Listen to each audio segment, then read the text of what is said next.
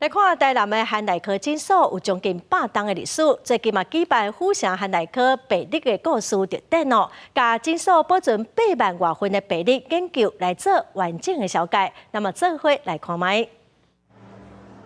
加入去大书铺特展，不管是苏东市的电击器，还是医生职业需要器具，甚至是病历资料，拢呈现过去的情景，互人想要了解过去医生甲病人的互动，也这物件拢是对府城的汉内科诊所来的。医疗医材会觉得很新奇嘛？对，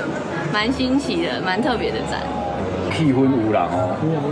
感觉都出来了。以前没有仪器，他还是能做得很好。 医过很多人，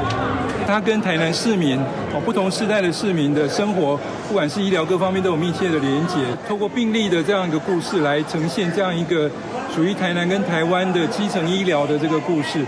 汉内科诊所1929年成立，已经有95档的历史，对日本时代营业高档，也创办人韩锡全一生伫咧医界、政界、教育界这领域，甲台南近代发展的关系真密切，嘛见证时代的演变。也涵盖包括准总统赖清德的文书、成大医学院的教授韩良成，自细汉看爸爸甲人看病，家己嘛做医生做到大。伊讲医生甲病人关系转变，老医生是真感慨。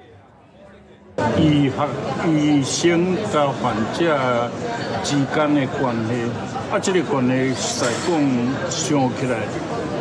对医疗的帮忙实在是甚大。当然，即马因为科技上过发达，说这个部分去互疏忽去，这是真无彩的代志。 这摆特展交大书铺、成大历史学系、甲台南市汉内科诊所三边合作，呈现早期府城地区开业医生职业的状况，嘛看到无共时期流行病演变、接用的药啊，甲患者的模样，互当代观众看到过去在地的医疗活动、日常生活，甲医生和病人相处的情形。记者台南报道。